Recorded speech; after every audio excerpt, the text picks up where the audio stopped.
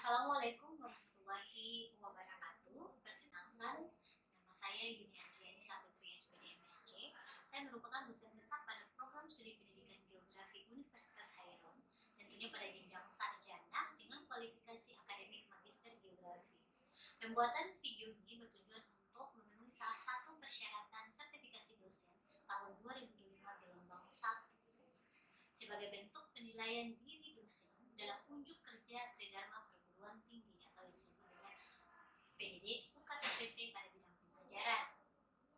Selama saya bekerja di unit kerja ini, saya selalu mengampu mata kuliah yang sesuai dengan bidang ilmu saya, yakni bidang ilmu geografi. Salah satunya adalah mata kuliah pembangunan dan perencanaan wilayah.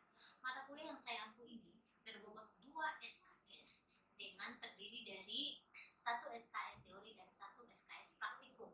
Dan mata kuliah ini biasanya diajarkan pada semester kedua, tepatnya pada mahasiswa semester 6. Pada mata kuliah ini, mahasiswa belajar tentang teori, pendekatan dan teknik perencanaan dan pengembangan wilayah, evaluasi sumber daya wilayah, kapasitas daya dukung lingkungan dan kebencanaan, serta memanfaatkan kearifan lokal yang menjadi modal sosial sebagai basis dalam perencanaan dan pembangunan di suatu wilayah.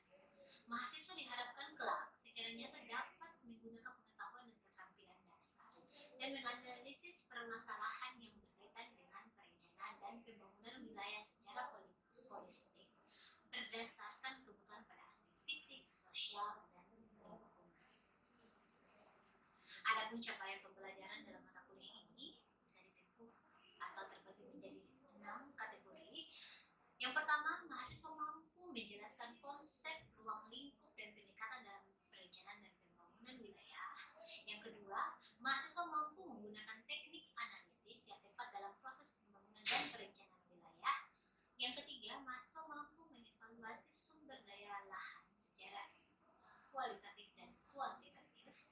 Yang keempat, mahasiswa mampu mengidentifikasi modal sosial dan kearifan lokal masyarakat sebagai potensi dasar dalam perencanaan dan pembangunan wilayah. Yang kelima, mahasiswa mampu mengkaji daya dukung lingkungan dan penataan ruang untuk pengembangan kawasan. Dan yang terakhir, mahasiswa mampu merancang pemekaran wilayah administrasi yang layak. Materi yang diajarkan dalam mata kuliah ini antara lain konsep teori pendekatan dan perencanaan dalam pembangunan wilayah. Yang kedua, teknik analisis wilayah, evaluasi sumber daya lahan, modal sosial dan kearifan lokal masyarakat, pembangunan dan daya dukung lingkungan, penataan ruang, pengembangan wilayah perkotaan dan perdesaan, pembangunan wilayah pesisir dan pulau-pulau kecil, pengembangan wilayah berbasis kebencanaan, dan kelayakan pemekaran wilayah administrasi. Tentunya, pembelajaran ini menggunakan metode atau pendekatan pembelajaran meliputi discovery learning, brainstorming, studi kasus, dan project based learning. Sebagai evaluasi keberhasilan pembelajaran, maka penilaian atau asesmen yang digunakan dalam pembelajaran ini meliputi 4 kategori. Yang pertama yaitu penilaian aktivitas partisipasi mahasiswa diboboti sebesar 20%. Yang kedua yaitu asesmen terkait hasil proyek mahasiswa yang diboboti dengan besaran 40%. Kemudian untuk menilai kognitif mahasiswa dibagi menjadi beberapa kategori. Yang pertama, penilaian tugas dan kuis mahasiswa diboboti sebesar 20%. Kemudian ada penilaian UAS dalam bentuk ujian, UTS dalam bentuk ujian sebesar 10%, dan untuk penilaian UAS diambil dari hasil penilaian laporan sejarah holistik. Sebagai dosen, saya meyakini bahwa mengajar bukan saja terkait dengan transfer ilmu pengetahuan, tetapi juga bagaimana mampu membangun karakter mahasiswa. Melalui mata kuliah ini, saya mendorong mahasiswa untuk berpikir kritis lewat metode pembelajaran yang saya terapkan. Salah satu momen berharga dalam pembelajaran mata kuliah ini yaitu mengintegrasikan hasil penelitian sesuai bidang ilmu saya, yakni geografi, ke dalam mata kuliah pembangunan dan perencanaan wilayah, dan terbukti mampu meningkatkan pemahaman mahasiswa karena pembelajaran menjadi lebih kontekstual dan objeknya menjadi lebih faktual. ini tentunya menjadi motivasi bagi saya untuk terus berinovasi. Namun, teori tanpa praktik ibarat peta tanpa jalan. Untuk itu, saya mengajak Anda semua untuk menyaksikan bagaimana saya menerapkan konsep pengajaran saya di dalam kelas nyata. Sebagaimana dapat dilihat pada video berikut.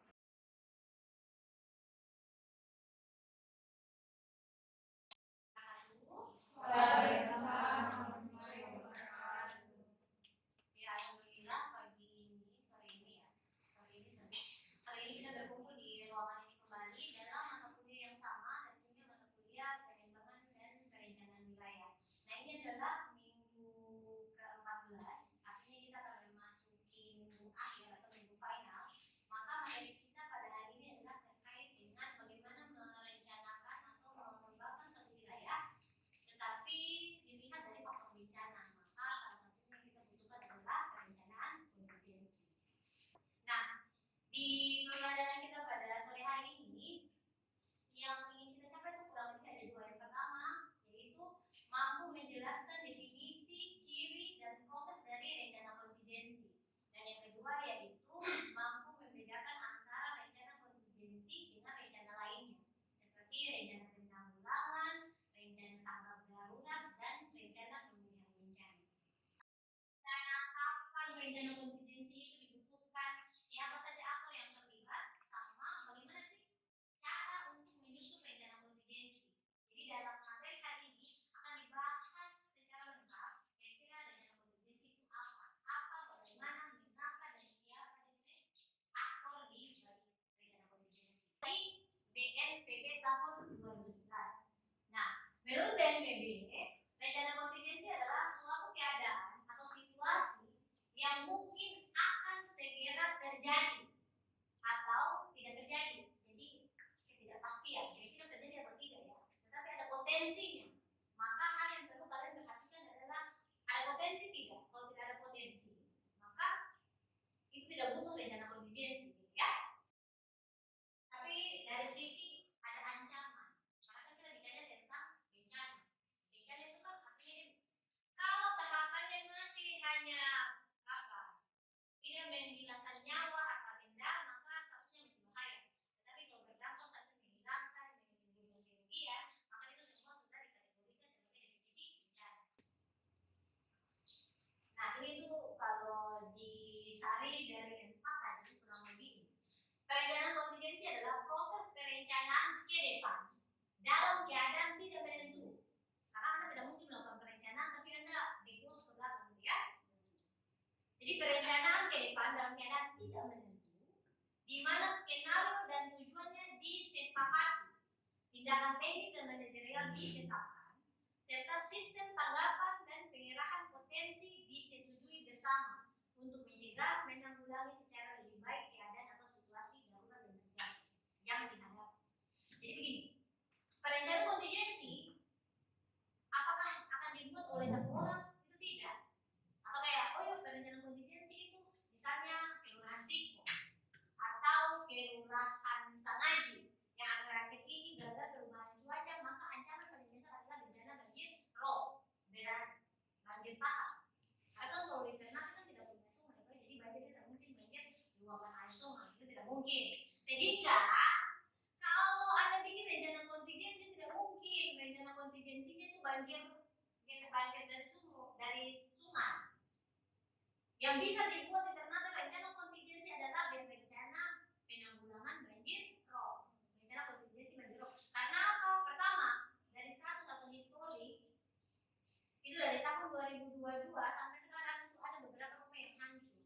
Maka karena ada potensi dari setiap nanti misalnya musim timun, musim gelombang, semua perumahan yang ada di sekitar pantai utara Ternate itu membutuhkan rencana kontingensi. Karena kan ada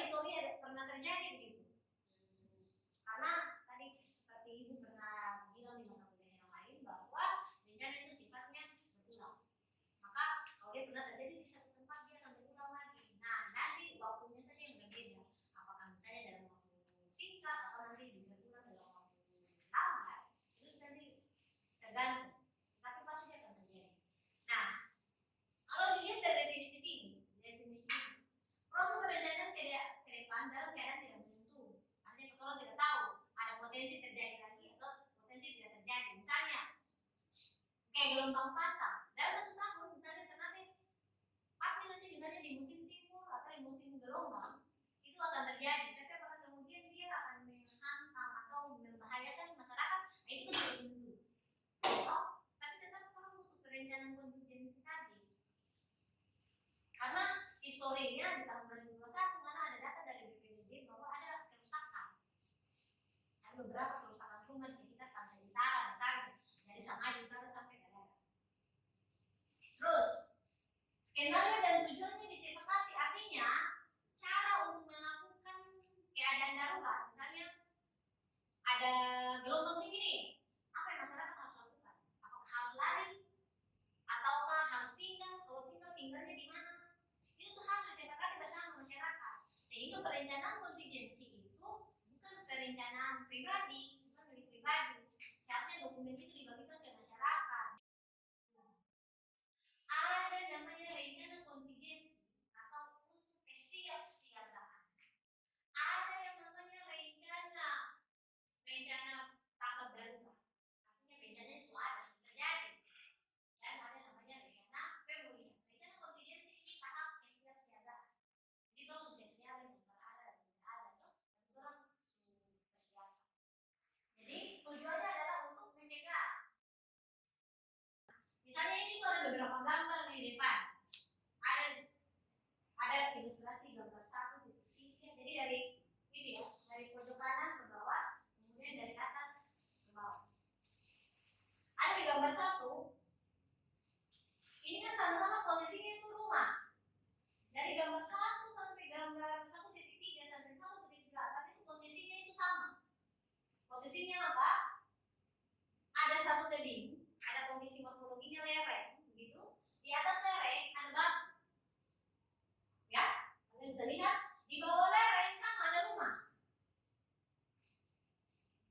Sama-sama ada rumah ini, bentuk rumahnya sama.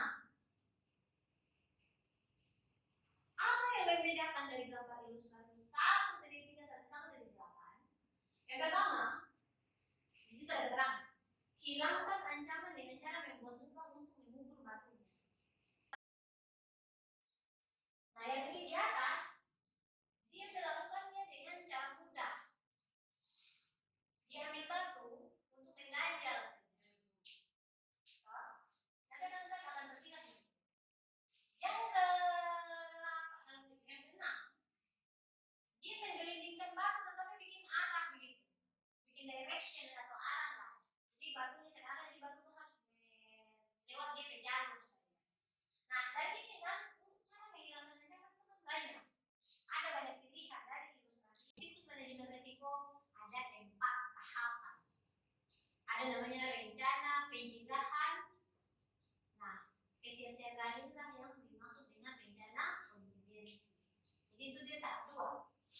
Yang tahap pertama tidak ada bencana sama sekali, tidak ada ancaman. Ya, kalau tidak ada ancaman sama sekali maka yang ada hanya rencana pencegahan. Kalau ada peluang atau potensi ancaman maka yang dibutuhkan adalah rencana kesiapsiagaan. Kalau sudah terjadi bencana maka rencana yang dibutuhkan adalah rencana tanggap darurat. Kalau bencananya sudah selesai, ibarat misalnya diagram begitu, sudah sampai di landai, diagramnya sudah landai, sudah anti klimaks, maka rencana yang kita butuhkan adalah rencana pemulihan. Gitu ya. Nah, kira-kira rencana penanggulangan bencana itu cirinya apa saja? Nah, di sini tuh ada 1, 2, 3, 4, ada 8. Nah, jadi kalau rencana penanggulangan dibuat atau direncanakan dalam situasi normal, kayak gini kita ada kegiatan apa? Tidak ada terjadi kebakaran, tidak ada potensi. Yang tadi aku bilang zero ancaman. Nah, terus buat rencana penanggulangan. Jika A, jika B, jika C, kalau gedung kan pasti kebakaran ya. Kalau memungkinkan. Nah, sifat rencana adalah apa? Perakiraan umum. Jadi masih umum saja. Tidak ada langsung kayak siapa harus bagaimana, kalau bencana ini bagaimana, tidak. Hanya umum saja. Misalnya kalau terjadi bencana, nanti bencananya akhirnya semua bencana masuk include yang kemungkinan terjadi di kampus. Yang paling kalau gedung ya tadi mungkin yang paling mungkin ya kebakaran.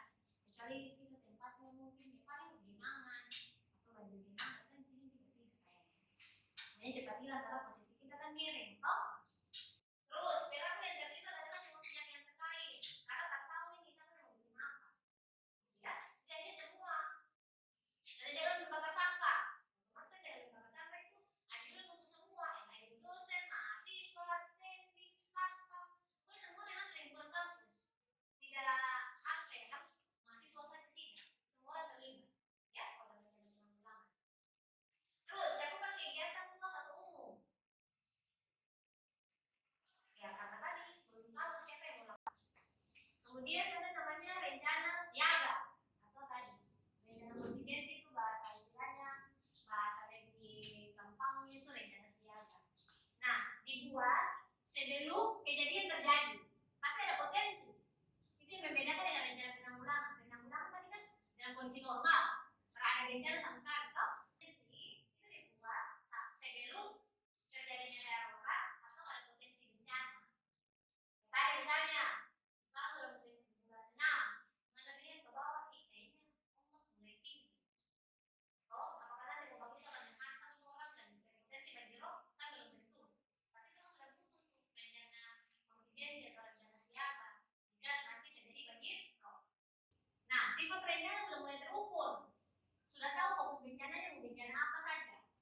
Kalau tadi kan normal tuh, terhadap kejadian itu sudah tahu fokus bencananya. Kalau misalnya ombak tinggi, ada rob. Gunung mulai melakukan aktivitas atau asap mulai keluar dari gunung lama-lama, ada kemungkinan mungkin erupsi.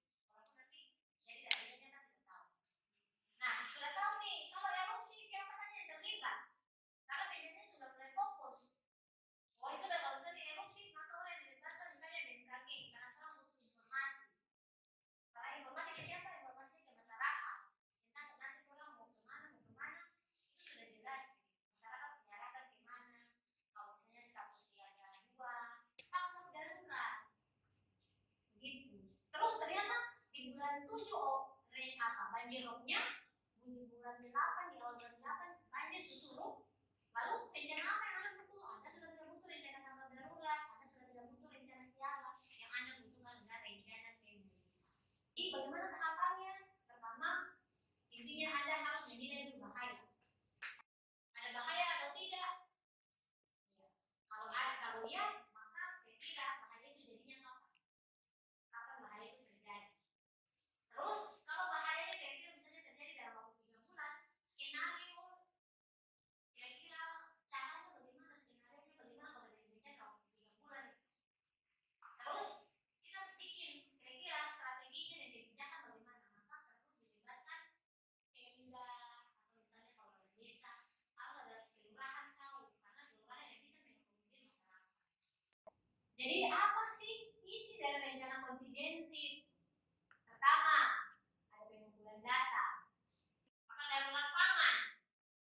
Wah, masa sih darurat pangan dari mana kan ngumpul data? Oh, ya misalnya petani kurang, jumlah lahan pertanian juga akhirnya banyak yang kemudian dikonversi menjadi bangunan.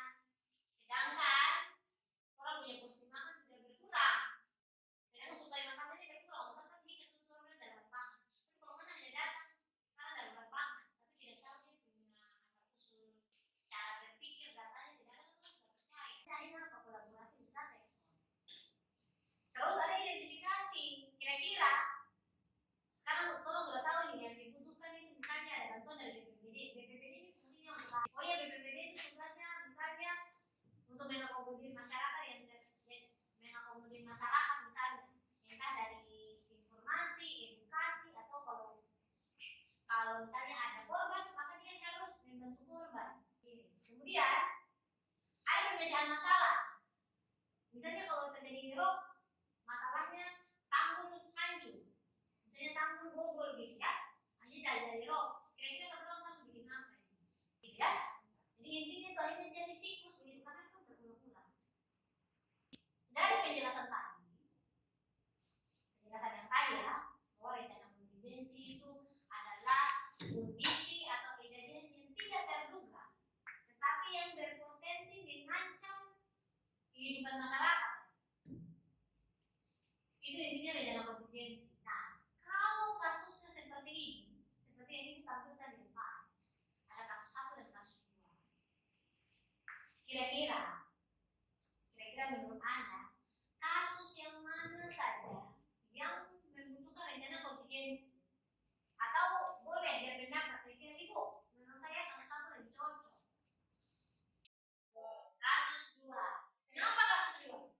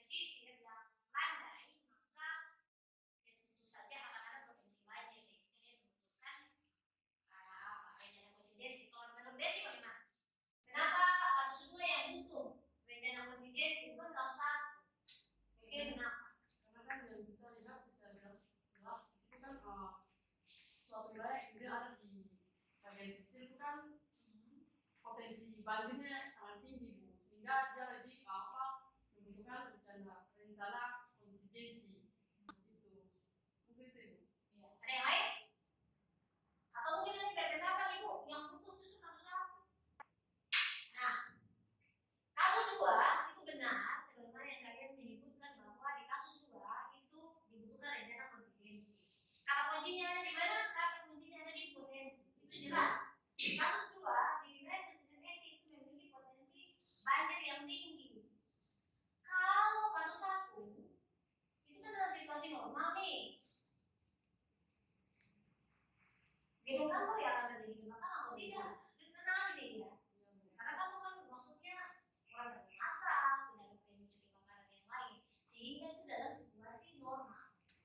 Sedangkan ini jelas data geografisnya itu yang mencirikan bahwa dia sangat membutuhkan rencana kontingensi karena posisi daratan rendahnya itu dekat dengan laut dan lebih rendah dari laut, ya. Sehingga di kasus kedua dia membutuhkan rencana siaga jika sewaktu-waktu ombak atau misalnya ada terjadi gelombang pasang, maka otomatis kan dia pasti akan terendam banjir. Maka dia butuh rencana siaga, sedangkan di kasus satu hanya butuh rencana penanggulangan. Depan kalian akan ada rapor yang nanti itu meminta kalian untuk pindahi supaya mengisi evaluasi dari materi hari ini. Itu ada 10 soal pilihan ganda. Jadi nanti boleh ya sambil kalian mengisi, sambil kalian memintai rapor, maka Waalaikumsalam.